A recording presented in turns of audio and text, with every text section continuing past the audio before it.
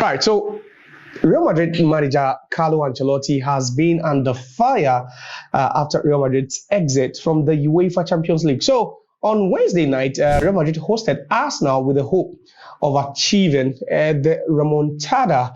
That's the comeback after they lost by 3-0 at the Emirates. Well, unfortunately, Arsenal ended up doing the double over Real Madrid. So it was a 5-1 win for the Gunners over 2 legs, which was a thumping one. Honestly, no one saw it coming. But then, after the game, quite a lot happened. There were quite a number of talking points, from the game that happened at the Santiago Bernabéu. So one has to do with the fact that Jude Bellingham refused to shake hands with Arsenal left back Miles Lewis-Kelly after, Miles Lewis-Kelly allegedly trolled Jude Bellingham. So Jude Bellingham and some other Real Madrid players were talking about achieving the remontada, which was a comeback. But unfortunately, it never happened. So that led to some of them being peeved and so much disappointed in themselves, which meant that even Jude Bellingham failed to shake the hand of his compatriot, who on the day was in or at the opposing side.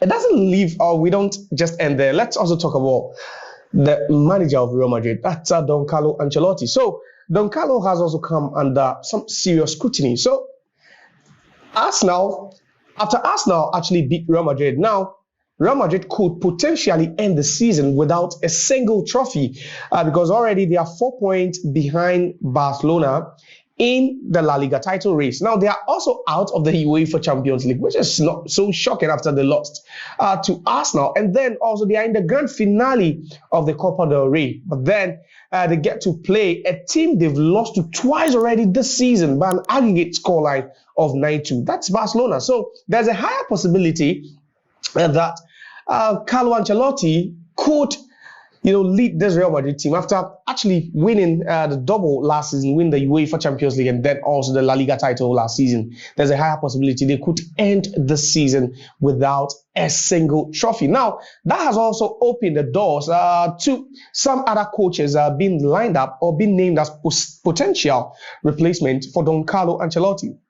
Now, one shocking name that's actually circulated is Jurgen Klopp, who left Liverpool just 2 seasons ago or so. So now Jurgen Klopp left Liverpool to be the director, of football for Red Bull franchise or the Red Bull company. But then reports has been that Jurgen Klopp is not really enjoying his job because the job is kind of boring. So now if Real Madrid should end up parting ways with Carlo Ancelotti, that means Jurgen Klopp could possibly be a potential candidate to succeed him. Not just him, but then also Bayer Leverkusen manager, that's Xabi Alonso, has also been named as one of the potential replacements for Carlo Ancelotti. But come to think of it, Carlo Ancelotti has won the UEFA Champions League 5 times, more than any other manager in the history of the competition. Now, he's also won it 3 times with Real Madrid. That's quite a lot in the 2013-14 season, and then twice in the last 5 seasons. Now, how ruthless can Real Madrid be after,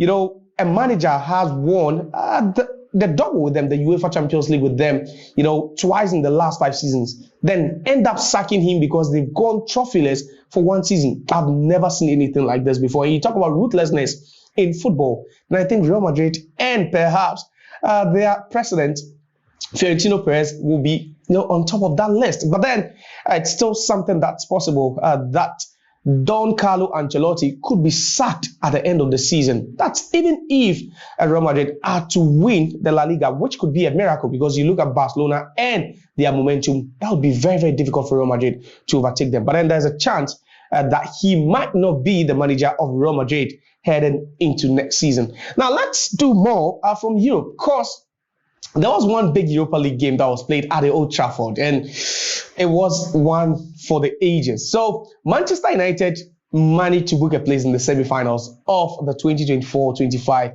Europa League. But how did they get it done? So United played out a 2-2 draw away at Lyon in the first leg, and they came into the second leg leading by 2-0 before halftime. So it was a healthy lead, and everyone was thinking that Manchester United would just, sail through into the semis so easily because they were leading 4-2 on aggregate. Then came the second half, where Manchester United conceded twice in the space of less than 10 minutes, giving up that 2-0 healthy lead, making it 4-4 on aggregate. So it was interesting because you look at how they considered the goals, and these were avoidable goals. And that has been Manchester United's problem all season. So 4-4 heading into extra time, where Lyon were also reduced to a man down because Corentin Tolisso was mistakenly given a yellow card for something he didn't do. So the referee actually thought he clipped or tripped Lenny Yoru, which wasn't even the case. But because it was a yellow card, VAR couldn't intervene. So the red card was issued and United had advantage. Now, extra time started in that game, and United went on to concede 2 more goals through Ryan Sheki and then also Alexander Lacazette. And guess what? With just 6 minutes to go in extra time, United staged a comeback.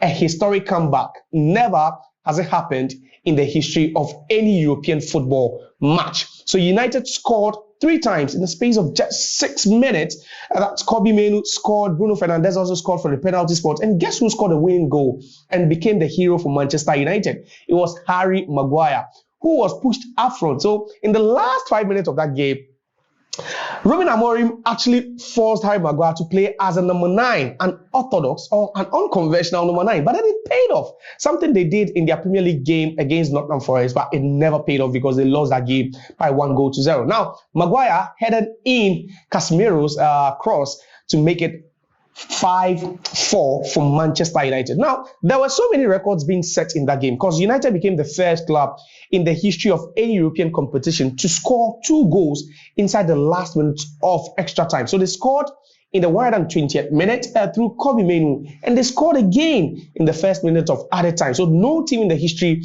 of any European competition has scored 2 goals in the last minutes of extra time. Now, that extra time between Manchester United and Lyon also produced 5 goals. So Lyon scoring twice and United staging a comeback to win by 5-4, which means that the 5 goals seen in the extra time of that game is the most any team or any game has ever produced. So that's why sometimes, you know that these things do make sense. It's the reason why people that stadium is called the Theatre of Dreams.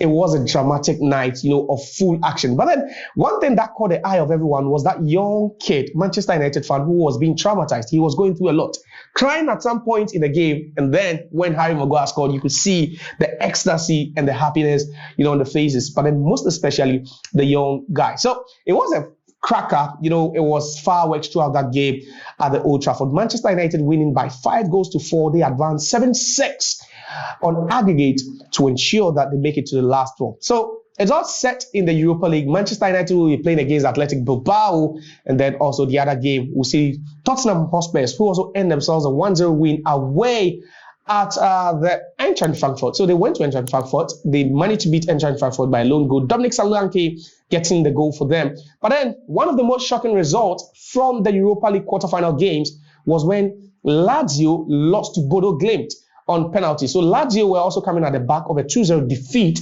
from the first leg. But then they managed to win about 3-1. The game ended up in a shootout, and then Lazio ended up losing the shootout by 3-2. So the last 4 or the semi-final games in the Europa League will be Manchester United, Bilbao, and then also you have Tottenham Hotspur taking on Bodo Glimt. Which team are you tipping to win the Europa League this season?